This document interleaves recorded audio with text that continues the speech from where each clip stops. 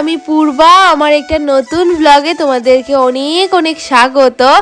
আজকে সানডে আর সানডের দিনের লাঞ্চের মেনুতে কি কি বানিয়েছিলাম সেটাই আজ তোমাদের সাথে শেয়ার করব। তেমন কিছু কিন্তু বানানো হয়নি, সিম্পলি বানানো হয়েছিল। সেটা হচ্ছে চিকেন আর তার সাথে চিকেনের বাটা ভর্তা। তো এটা আমি বানিয়েছিলাম। তো চলো সব কিছু তোমাদের সাথে এই ব্লগে শেয়ার করি। জানো তো, আমাকে যদি কেউ বলে যে আজকে পেট ভরে এক থালা ভাত খেতে হবে, তাহলে আমার মনে হয় আমি বাটা ভর্তা দিয়েই সব থেকে বেশি ভাত খেতে পারবো। মানে এক থালা তো একদম চোখের নিমিষেই খেয়ে নিতে পারবো, কারণ আমি বাটা ভর্তা দিয়ে ভাত খেতে খুব বেশি ভালোবাসি। তো সেজন্য আজকে চিকেনের ঝোলের সাথে সাথে কিন্তু চিকেন বাটাটাও বানাবো। তবে এই চিকেন বাটাটা কিন্তু আমি তার আগে কখনো খাইও নি আর কখনো কিন্তু ঘরে বানাইও নি। ওই বলতে পারো ইন্টারনেটেই দেখেছিলাম যে চিকেনের বাটা ভর্তা বানায় আর এটা নাকি খেতে খুব টেস্টি হয়। আর পুরোটা রেসিপি দেখার পর আমারও মনে হয়েছে যে হ্যাঁ, এটা কিন্তু খেতে বেশ ভালোই হবে। সেজন্যই কিন্তু আমি চিকেনটাকে যখন ভালো করে ধুয়েছি, তার থেকে কিছুটা বোনলেস চিকেন আমি তুলে রেখে দিয়েছি চিকেন ভর্তাটা বানানোর জন্য। এবার যতটুকু বাকি চিকেন আছে এগুলা দিয়ে কিন্তু চিকেনটাকে রান্না করে নেব। আর এটা কিন্তু এখন চিকেন কষাও বানাবো না, আবার চিকেনের ঝোলও কিন্তু বানাবো না। চিকেন একটু গামাখা ঝোল রাখবো, যাতে সাদা ভাতের সাথে মেখে মুখে খাওয়া যায়। আর জানো তো, আমি না আমাদের ঘরে কোনো ধরনেরই কিন্তু নতুনত্ব কোনো চিকেনের রেসিপি খুব কমই ট্রাই করি, কারণ বাবা না তেমন একটু নতুনত্ব চিকেনের রেসিপি খেতে ভালোবাসে না। যদি মানে খেতেও ভালো লাগে, তারপরে কিন্তু অল্প একটুই খাবে। আর এইরকমভাবে চিকেনটা রান্না করলে বেশ ভালো করে খায়। তো সেজন্য এইভাবেই চিকেন রান্না করি। তবে আমি যদি কিছু অন্যরকম করে বানাই চিকেন দিয়ে, তাহলে কিন্তু মা আবার খেতে খুব বেশি ভালোবাসে। তো আমরা মানুষই হচ্ছি মাত্র ঘরের মধ্যে 3 জন, তার মধ্যে যদি একজন ভালো করে খেতে না পারে তাহলে কিন্তু বেশ ভালো লাগে না, তাই না? আর তার মধ্যে আজকে হচ্ছে রবিবার দুপুর, আর দুপুরে শুধু চিকেন দিয়ে খাওয়া দাওয়া করবে। তো সেজন্য কিন্তু ভাবলাম যে না, বাবার মতো করেই রান্না করি। আর সত্যি বলতে জানো তো, এইরকমভাবে চিকেনটা রান্না করলে সাদা ভাতের সাথে খেতে বেশ ভালো লাগে। তো এখানে তো চিকেনটাকে সেদ্ধ করার জন্য বসিয়ে দিয়েছি। আর এদিকে কিন্তু বাকি যে বোনলেস চিকেনটা ছিল সেটাকে কিন্তু জিরে গুঁড়ো, ধনে গুঁড়ো, লঙ্কা গুঁড়ো, হলুদ, লবণ আর একটু সরষের তেল দিয়ে ভালো করে মেখে মুখে রেখে দিয়েছি।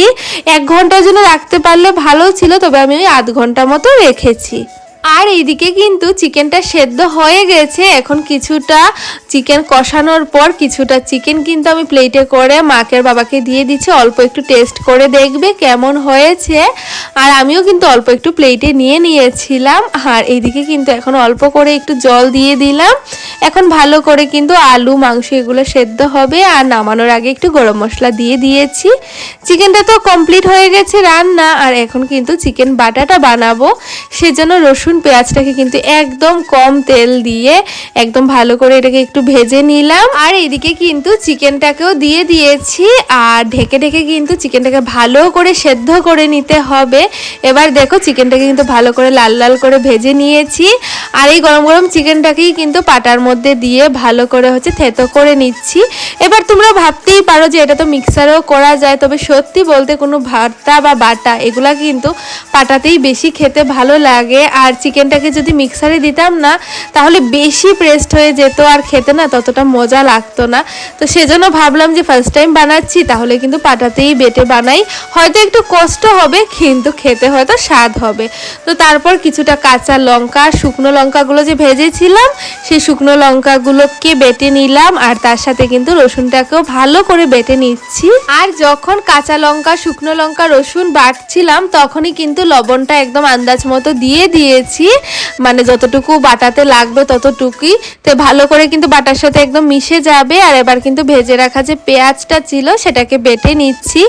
আর আমি জানো তো তেমন কিন্তু বাটাবুটি করতে পারি না, এখন কিন্তু অল্প অল্প করে ট্রাই করছি। আর মাও শেখাচ্ছে, কারণ সব কিছুকেই অভ্যাস করে রাখা ভালো। আর যেহেতু আমি বাটাবুটি খেতে একটু বেশি ভালোবাসি, তো সেজন্য কিন্তু বাটাটা ভালো করে শেখে নিতে হবে। তো মোটামুটি এখন পারি ভালোই বাটতে, তবে একটু সময় লাগে আর কি।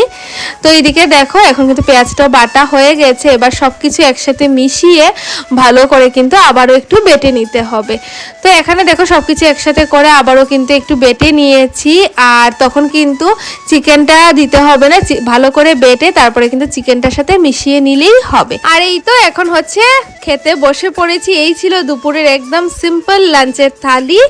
আর সত্যি বলতে চিকেনের বাটাটা কিন্তু খেতে দারুণ হয়েছিল, তোমরা অবশ্যই একদিন বাড়িতে ট্রাই করবে। আর চলো আজকের মতো টাটা, আবারও দেখা হচ্ছে নেক্সট একটা ব্লগে। ততক্ষণ সবাই ভালো থেকো, সুস্থ থেকো, আর ভিডিওটা ভালো লাগলে একটা লাইক করে দিও।